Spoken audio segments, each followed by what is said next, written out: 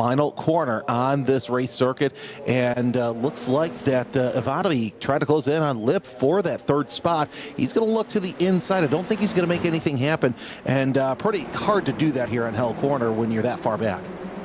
Yeah, it absolutely is. And of course, it all depends on your exit from Murray's, one of the places on this track where you have to put the power down as early as possible, but not too early. You get too happy with that throttle. Very easy to loop it right there on that off-camber Murray's, but so far, very tidy right now. You see Barry from Larson, from Lip, from Ivani, from Christoph Lip, from Heinz Braun, and all of those cars nose to tail, no changes of position through the top 7, although it looks like George Gonzaga has picked up a couple spots, Gordon Hauge as well, and Havard Gullikson, as I was fully expecting, has picked up 3 positions. I'm liking Havard for the hard charger this time. Not sure what happened to him in qualifying, but starting from the back of the grid, Havard got his work cut out for him and is getting that work underway, already a quarter way through the field after 1 lap.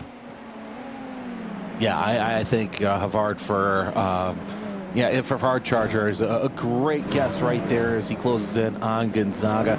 This is the battle between Rafa Blanco and Heinz Braun, I should say. Rafa Blanco, Heinz Braun, and Christoph Lipp you see back there. And I'm not too surprised that these cars are not stringing out that much. As you see Blanco behind him, he's got that inert of Jorge Gonzaga right behind him, not too far away. There's Harvard Gullickson. Let's see what he can do in this open air as everybody making their way down once again through Conrad Straight into the chase. Man, I just love that run through the chase as Larson closing in on James Berry once again, but Berry's teammate Sebastian Lipp sitting there under that rear wing of Larson. He looks to the inside, and that is something that Larson does not need to see because he sees one inner ahead of him. He doesn't need to see another one behind him. Yeah, and right there, I promise you that Kettle was lifting out of the power right there. The slipstream, so powerful there. He exited Forest Elbow with 5 or 6 tenths gap, which was plenty to get a strong toe down Conrad Straight, and backed out of it that time. And that's part of racing here at Panorama. You don't pass every opportunity you get. You got to be strategic about it. And on our bottom screen, here is Chris Betts. He's taking a peek on the inside of Enrico Trenti up into Griffin's. Will this be our first contested entry side by side into Griffin's Bend? And there it goes. Looks like, or now that's Betts on Wilhelmi actually, and Betts making that one happen. So pretty commonplace to stick it down the inside, and surprised not to see a little bit of defense right there. Very tough to make a pass around the outside there. So oftentimes you see the inside cover, but that time Wilhelmi leaving the door open for Betts, who moves up into P12. And of course, you don't want to make those moves too soon into this race. Look, we're already working lap 3, going through the Skyline and into the S's, down through the Dipper. You know, the walls will bite here, and they bite very hard. If you've watched any kind of racing here at Mount Panorama, doesn't matter if it's touring cars, doesn't matter if it's GT3s, you know the walls are extremely hungry for cars, so you don't want to put your nose in where it doesn't belong. You see James Berry trying to start the snake and really break up the draft so Larson can't catch up to him, but Lipp has fallen back to a spot where he really cannot pounce on Kettle Larson as of yet, going through the chase. But right behind him, kind of tight battle for fourth between Ivanovic, Braun, and Christoph Lipp, I should say, as that battle for fourth is going to heat up, and that's going to give Sebastian Lipp a chance to open up the gap a little bit bigger. Yeah, Ivani, they're sitting in P4, a little bit of the cork in the bottle right now, and Ivani knows that when you've got Heinz Braun behind you, you've got to be alert and aware and be ready to defend. If Braun sees a sliver of light, that red radical is going to get stuffed down in there. We've seen time after time, and my gosh, the nose to tail action right now, most of the intervals in the top 10, a second or less, and riding along with Lipp right now, by the way. Speaking of Braun putting a little weave there and making Lipp guess how that entry was going to go into Griffin's Bend, and manages to hold off Lipp, does Braun this time around. But that one looks like it's only a matter of time before Christoph Lipp going to make a move. So Braun definitely has his handful, short interval to Ivani ahead, and Christoph Lipp all over him like the plastic on Grandma's couch. Well, while we have a little bit of breathing room because nobody really kind of pushing for position yet, which, you know, fine, go ahead and set yourself up for later on in the race, because here you really got to be very calculated in your move. You know, the Radical SR10s, from everyone that I've talked to in real life, has said this is almost a perfect race car for somebody who's not necessarily a pro running LMP2s, LMP3s, you know, wants to get started in prototype racing. Of course, you also, in the game, I think it's one of my favorite race cars because it's one that actually feels it all connected together. But then again, maybe it's just me and not having much fun in the service. That's why I wear the headset. But either way, tell me a little bit about how this SR10 races, because I know you have a lot of experience in it. Here comes Heinz Braun around the outside of Ivanier, inside, as Braun gets at fourth place. Yeah, I kind of saw that coming. As I said, Heinz Braun not shy at all, and almost looking at a 3-wide. Christoph Lipp wanting to follow Braun through there. Looked inside, looked outside. Ivani not having it, but Ivani again gonna have his handful here. Shows his nose, heading into hell corner to remind Braun that he's there. But Ivani's real problem right now, Christoph Lipp, and I'll tell you what, Jeremy, these SR10s, absolutely fantastic, and I say it every week, mastery of the SR10 will make you better at every car that you drive, and we're going to see Lipp try the outside of Griffins as both Braun and Ivani cover the inside. Very, very tough to make a move there. It is doable, but you have to be very, very committed on the brakes and very brave going deep up against that wall on the Griffin's Bend exit. Plenty of paint marks and body panels can be found there after a race weekend. But yeah, Jeremy, as I said, 1,000 pounds less than an MX-5 Cup car, 450 turbocharged horsepower, no TC, no ABS. And, I have a couple 4-cylinder turbos in my own garage. It makes the turbo noises when that power comes on. It is an absolute blast. Tons and tons of grip, and you really can feel like a superstar. But having said that, I feel like a superstar in my own split. I was practicing with these guys yesterday, 4 seconds off of James Berry, and I've got quite a bit of seat time around Bathurst. So these guys are absolutely incredible drivers out here today. Yeah, exactly. Some of the top drivers that you will see in iRacing altogether.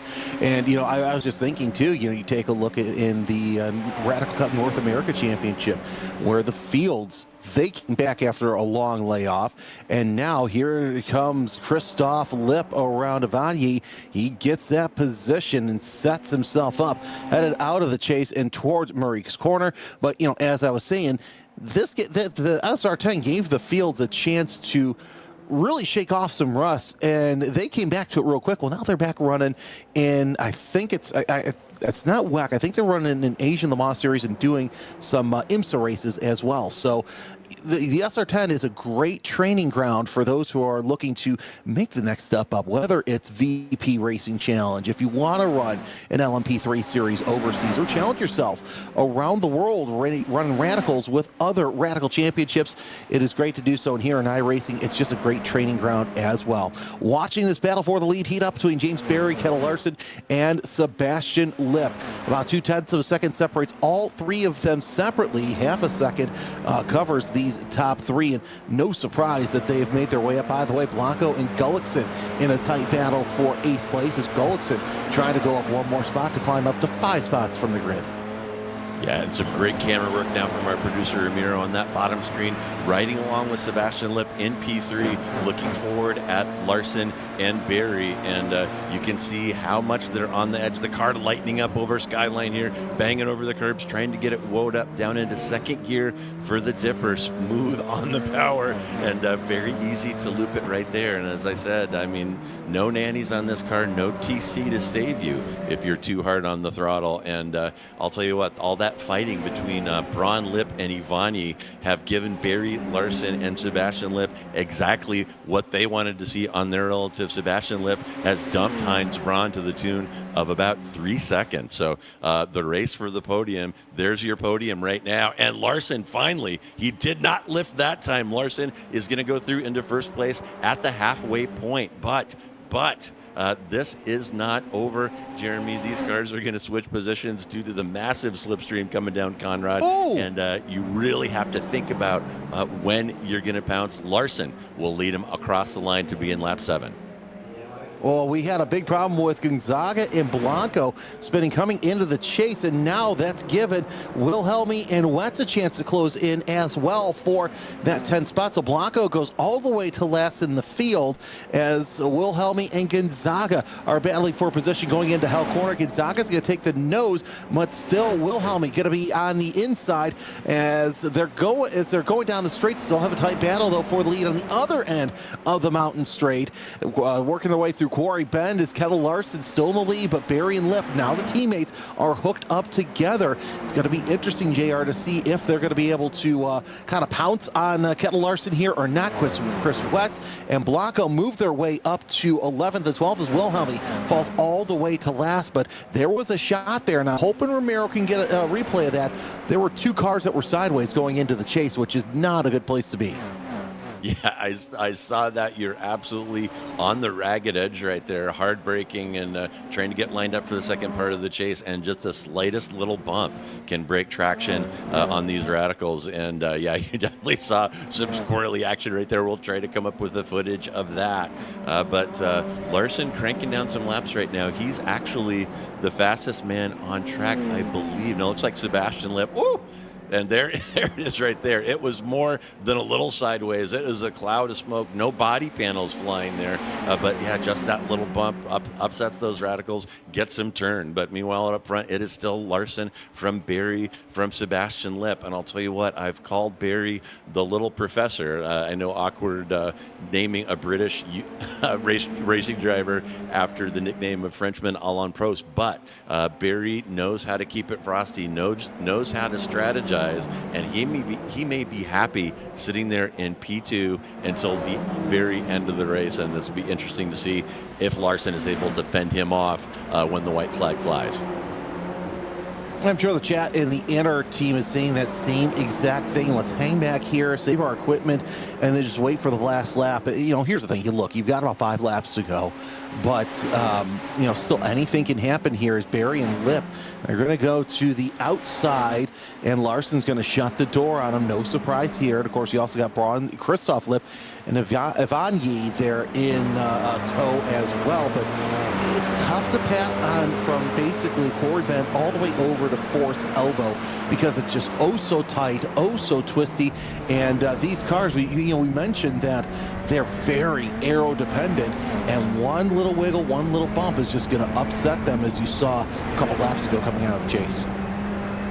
Yeah, too right, and some great camera work. You look high, you look low, all kinds of action going on. And by the way, while we were talking Lip, Christoph Lip did get through Ivany, so now Christoph Lip looking ahead at Heinz Braun, and that interval looks like it's about 4/10. So Christoph may be in a position to attack Heinz Braun this time down Conrad, and I know he would like to get closer to the podium as his brother Sebastian, Barry, and Larson are getting away here. About a 4-second gap now between Lip and Heinz Braun, and I know that Christoph would like to get through Braun and see if he can make a run at the front runners here. And you see Larson stretching it out a little bit, and Barry getting out of the slipstream right there. That's another version of lifting down the Conrad straight, is you just pull over, get out of the slipstream, and keep your foot in it. So Barry clearly biding his time here. Had an opportunity to pass, but not taking it this time on lap 8.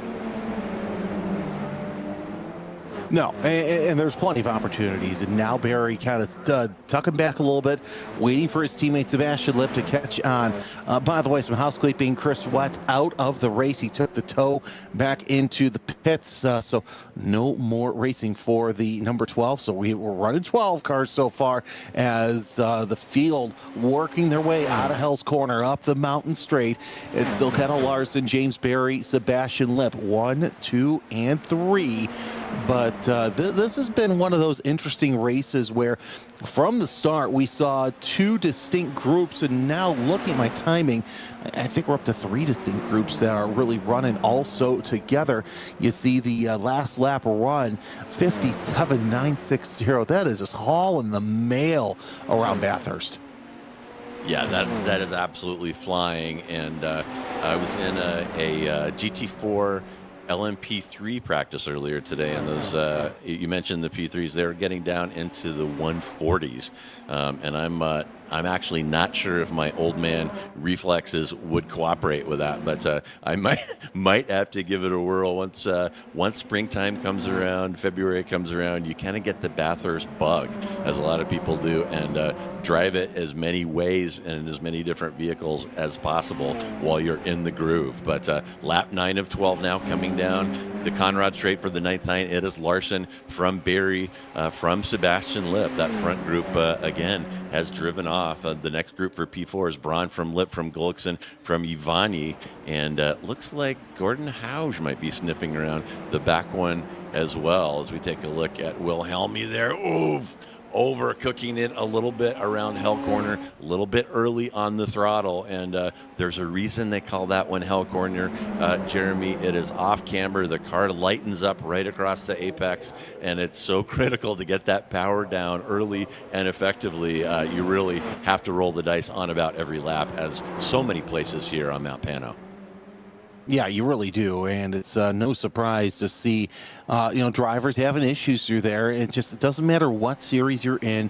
Hell Corner is Hell Corner for a reason. Here's Christoph Lipp running the number one, going to the inside, and I think he's going to touch. Yep, there's going to be a little bit of a touch between he and Heinz Braun, so Lipp down to 11th place, and you got to wonder if there's any sort of minor aerodynamic damage on the fact of Heinz Braun, as he's now worked his way into fourth. Wow. Of course, public servers, no stewarding here, but my goodness, Christoph it might be feeling a little bit salty about that one, as Braun turned him. They're heading into the chase after the pass was more or less made. But as I said, Braun, pretty aggressive driver, both on defense and on offense, and did not want to let Lipp through, and you saw the result there. That will actually extend the gap between Sebastian Lipp and Heinz Braun up to 7 seconds now. So these top three completely in the clear. They know that they're in the clear. It's only the three of them to decide what the podium positions are going to be down the stretch. Not to jinx anybody, but we don't see a lot of mistakes up front. Pretty unlikely in this one. But getting down to crunch time here, we're about to start lap 11 of 12. And this is when those decisions get made. When am I going to go? When am I going to defend? And what am I going to do if the guy ahead decides to defend? And look at that gap from James Barry to Kettle Larson. It is 3/10. And I'm going to say that Barry has Larson exactly where he wants him as we begin lap 12 or lap 11. Yeah, so we're getting ready for 2 laps to go here, as Larson is being sized up by James Barry. Gordon Haug, let's see what happens here as he's in the number 11. Oh, that's a common mistake there, where you just hit the brakes too early, and that back end likes to just snap out, especially there through forced elbows. So good to see that he just takes a slight tap, but unfortunately he's lost a couple of positions as a result. By the way, we're keeping an eye on the efforts of Harvard Gullikson. He's up to 4th, up 9 spots, so not a bad start for him. Yeah, absolutely. As Harvard lighting the wick to make up for his P13 start, and maybe he didn't turn in a qualifying time because he wanted to play past the radical on the mountain, but he certainly has done that.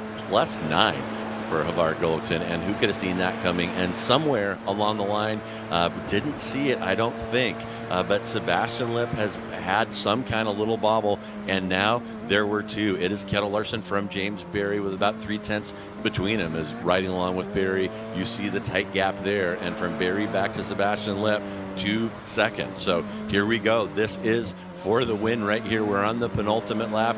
Larson likely to get the white flag this time around. So it is time for Barry to put into effect whatever strategy he has come up with to try to snatch this win away from Kettle Larson.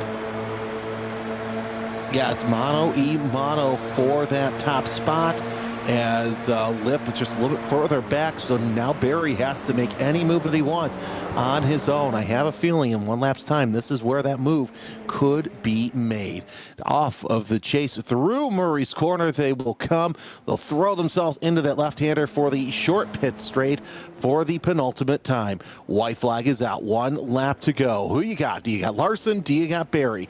Both drivers accomplish in their own right here, and of course, it's not like a normal supercars race where you just have to take the checkered off Murray's corner. No, JR, there's going to be a short run to the checkered flag, as the start finish line is right there in the middle of the pit straight. Barry tucks out a line, gets a little bit of fresh air as Harvard Gullikson trying to hold off Heinz Braun for that 4th spot. Kettle Larson gets back in line. Yeah, and I'll tell you that it's a good point about the location of that start finish line. We can see small errors out of Murray's one driver not getting a good launch right there, we can end up with a photo finish. Seen it here at Mount Pano many times, but here we go. Here comes Kettle Larson leading James Berry.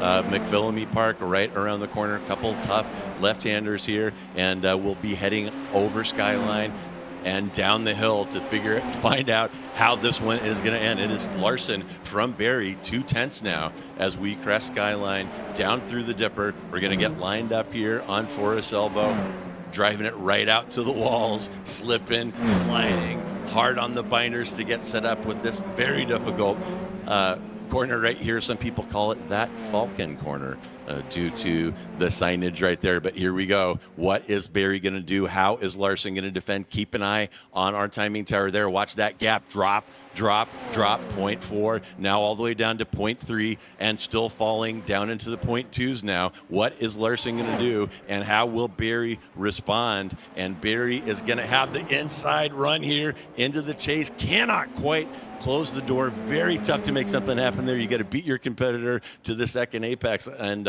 Barry unable to do it. So if Larson can just put the power down smoothly right here, Larson is going to get the win here at Bathurst. Barry congratulating him there with a flash of the lights, and Kettle Larson has won it at Mount Panorama. What a fantastic drive, Jeremy. He made the move early on lap 6 to go into P1, and Barry unable to get anything done there. Down the stretch, it's Larson from Barry from Sebastian Lipp. As you see, Larson celebrating his victory with some donuts. A hard-earned victory, and any victory here at Bathurst is a total accomplishment. And to win in these radicals in this field, an absolute excellent drive. And there are your results. Kettle Larson, when one of the IGL coding cars, will take the win. James Berry in P2. Sebastian Lipp, a couple of inert cars there in 2 and 3. Then Havard Gullickson charging through the field to get all the way up into P4. He'll be followed by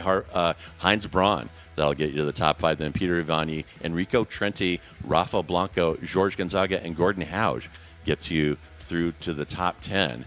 And let's see here. Looks like Christoph Lipp in 11, Daniel Wilhelm in 12, and Chris Vetz had to take the tow and does not finish this one on the lead lap, +5. But oh my goodness, what a fantastic battle out there today. Bathurst never disappoints, Jeremy. And so what's your takeaway from this one? Well, here's the thing. It's an absolute fantastic thrill to do anything here at Bathurst, as this has been an absolutely fantastic run through the, through the field. And, at Bathurst, it's tough because, like I said, most of the track you can't even pass unless somebody makes a wheel wrong. And for the most part, you're looking really good for, 2 long straights. And these cars are very aerodynamic sensitive. So, look, everybody kept in line for the most part, and those that didn't, they were able to get out of the way early. So 13 cars didn't feel like it because everybody had somebody to race with. Yeah, absolutely. Clean, respectful, and tight racing, as you always see here in the Radical Esports Cup. But looks like we've got Kettle Larson outside in the interview room. Let's go ahead and bring him in. Kettle Larson, fantastic drive today. And kind of tell me where you were in terms of your strategy. I was a little surprised to see you make that move into P1 on lap 6, and thought Barry kind of had you where he wanted you, but he was unable to get through. You hung on for the P1. So how was your ride at Bathurst today? Finally, victory. That was really good. That was really good. I had good pace today. Kept up with Barry, and after some laps, I thought he maybe slowed me down a little bit to get Sebastian up to us again. So I had to go for a move, and I made the move, and it held into the finish line. Oh, gotcha. So it was your feeling that Barry might be pushing you back into his teammate to give you something else to do other than focus on him. Well, an excellent drive, Kettle, and fantastic stuff. You're always at the pointy end of these fields. Finally get across the finish line at P1. I can hear the happiness in your voice right now. So really, congratulations on a great drive. And I've got to ask you about next week's track and the schedule kind of created by the Radical community. But what are your thoughts about going on the combined Monza in these cars? I think that's going to be a hoot. Yeah, for sure. That's also one of my favorite tracks. So I'm hoping to do good there. So we have to race and see. There's many fast guys on the track. So yeah, it should be fun. All right. Well, Kettle, thank you so much for stopping by and sharing your thoughts with us. And as we wrap up, is there anyone you would like to thank or give a shout out to today? Yeah, of course, all my teammates pushing me, our sponsors, Sanne Trafikkskole, IGL Coatings, and my family lets me do this and give me time to sit there and practice. It's awesome. I couldn't be here without them. All right. Well, fantastic. And thanks again for stopping by, Kettle, and we will see you next week in Italy. For sure. Okay, cheers. And Jeremy, I'll tell you what, looks like we have got James Barry out there as well. So why don't you go ahead and check in with him? Yeah, I'll check in with our second place driver, James Barry. You had the pole, but Kettle Larson got the jump there. Either way, you kept him honest most of the race. Not a bad second place. Yeah, more than, well, I'd like to think more than kept him honest. I was really planning that to the end, although I thought about trying to attack earlier on, but I did think that he just seemed really fast through the final part of the mountain section, and so I thought if I go past him, I think he's going to have a really good shot at passing me. So I thought I'm just going to put the pressure on myself to have a really good last lap and close the gap enough to be able to attack at the end. And maybe I could have done a better job with the decision to go down the inside at the end. Maybe I could have gone around the outside, I don't know. That's what I thought looking back at it. But naturally, obviously, you go for the inside, and it just tightens up so much there. I had to be really careful not to take him out. And he obviously did a great job there, and fair play to him. He got revenge for this race right here, which was last year where he finished right behind me in the European Championship after 60 minutes here. So fair play to Chateau for getting the win today. And, of course, we saw you and Sebastian Lip going nose to tail most of the race, and you lost him a little bit. Were you planning on using him to help you get around Larson there in the final couple of laps? No. My plan was to keep him as far away from me as possible because he is obviously he's the brother of Christoph, who's the only guy in front of me in the championship at the moment. And I was thinking this is like having Christoph's ghost behind me trying to track me down and stop me from getting as many points as possible. The championship will be pretty close, I think, now going into next week. So we'll see what's possible. But yeah, just keeping him away from me. And I was quite relieved when I heard a big clunk behind me as he drove into the wall going down the mountain with about 4 laps left. So that was a good moment. So that's what we know. So that's what happened. All right. And of course, as we said, one more week to go here in the season. We go from a track where you only have like 2 or 3 passing opportunities to one where you have a little bit more. What are your thoughts going into next week? Do you think we can secure a championship? Well, I mean, it's going to be very tough. I don't know. Like, that track I've not really driven it, but it's going to be chaos. It's going to be one of those tracks where you're not really in total control of your own destiny by any stretch. So I have absolutely no idea what will happen, and let's just go and see. Obviously, just try and qualify as good as possible, and then it's kind of in the hands of the iRacing gods to some extent. Well, either way, congratulations on a second place, and let's set your sights set on next week. Yeah. Cheers. Thanks a lot, guys. See you later. So now we know, JR, what exactly happened there with Sebastian Lip, a clunk, and usually that can be a good thing or a bad thing. Yeah, and that clunk didn't lead to a trip on the flatbed, which is so often the case around here. So could have been far worse for Sebastian Lip, who Gullickson was able to reel him down to under 2 seconds down the stretch. So not enough damage to put Gullickson on the podium, but sure that rattles you toward the end of the race to scuff those walls out here at Bathurst. And you will definitely want to join us, folks, next week, next Friday, 2100 GMT. We are going to be showing the season finale of the Radical Radical Esports Cup here on RaceSpot and on the official iRacing channel. It is at Monza, and not just any Monza, the Monza combined circuit that utilizes part of the old banked oval on Monza. So it is going to be speed, and more speed. It is going to be absolutely nuts. So I want you to go ahead and subscribe to RaceSpot TV. Hit that notification icon so that you don't miss any of the action. Wowee, what a barn burner. And I want to thank you so much for joining us for today's broadcast of the Radical Esports Cup. I am J.R. Gregory. On behalf of myself, my partner, Jeremy Scott, our producer, Ramiro Cisneros, and everyone here at RaceSpot TV, have a great Friday and an even better weekend.